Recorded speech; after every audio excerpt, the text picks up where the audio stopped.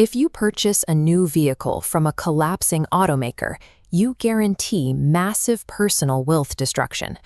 The moment that company fails, your $50,000 asset begins a rapid, irreversible decay.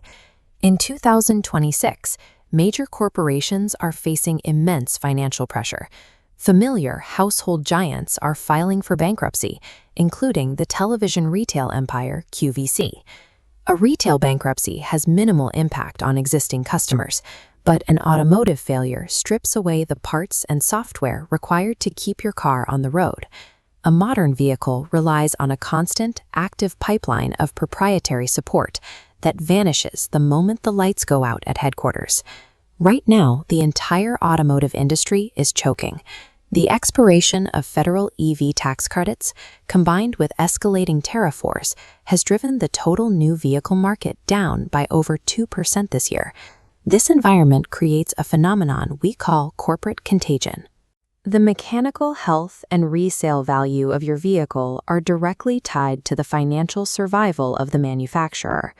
If the parent company collapses, they take your wealth down with them. Take the Vietnamese startup VinFast. After heavily funding an aggressive push into North America, the company is quietly reversing course and shrinking its footprint. Through late 2025 and early 2026, VinFast's U.S. registrations plummeted by 57%. Their retail network has contracted to fewer than 24 active stores, with major franchise dealerships quietly shutting down their sales operations. This exposes early buyers to the paperweight risk. If your car needs a specialized part or a critical patch to fix a faulty safety system, and the local service center no longer exists, your vehicle cannot be driven. Overnight, the resale value hits absolute zero. But market abandonment is only one extreme. On the other end, we have catastrophic oversupply, best illustrated by Volkswagen's electric vehicle division. This chart shows the immense scale of the inventory crisis. A healthy automotive market maintains about an 80-day supply of vehicles on lots. Volkswagen is currently sitting on a staggering 1,295-day supply of their ID.4 SUVs.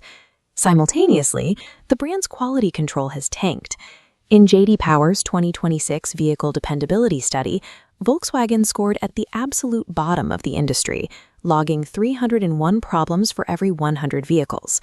When you combine massive physical oversupply with widespread mechanical unreliability, the secondary market rejects the vehicle.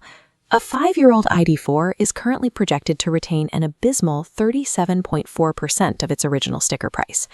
The math is unforgiving. Whether a brand completely abandons the country or floods dealer lots with glitchy technology, the consumer's equity is hopelessly stranded. Luxury brands are not immune to this math. Maserati is currently navigating its most severe crisis in decades. Its parent company, Stellantis, reported a $26.3 billion net loss, while Maserati moved a pitiful 7,900 cars globally in 2025. The brand is burning cash at a terrifying rate. For every 100 euros of cars sold, Maserati loses over 27 euros. They cannot cut costs fast enough to match their evaporating revenue. Nissan's premium division, Infiniti, is suffering a similar fate. U.S. sales have slid to roughly 50,000 units per year. Dealership confidence has cratered, and franchise owners are actively abandoning the brand for more profitable marquees. This corporate insolvency directly destroys owner equity. 5 years from now, a Maserati is projected to retain barely 20% of its value. The Infiniti QX80 is right beside it, expected to lose nearly 63% of its initial price. Purchasing a vehicle from an insolvent luxury marquee effectively liquidates your personal wealth in real time. Mainstream automakers are also suffering from extreme stagnation. Nissan has watched its U.S. sales drop by 300,000 units since 2020. Their aging EV, the Leaf, is one of the worst depreciating assets on the road, losing 63.1% of its value. Nissan's financial strain is compounded by severe mechanical risks. Their complex VC turbo engines are experiencing widespread real-world failures, destroying consumer trust and spiking repair costs. Then we have Chrysler, the ultimate zombie brand. They currently survive entirely on a single aging platform, the Pacifica minivan, with absolutely no clear product pipeline for the future. The secondary market brutally punishes this lack of innovation. Purchasing a mechanically compromised or thoroughly outdated vehicle locks you into a toxic asset that no used car buyer wants. Right now, you will see aggressive promotions at dealerships across the country. Brands are slashing prices, offering vehicles at 40 to 60% below their suggested retail price. This graphic shows the hidden trap of these fire sales.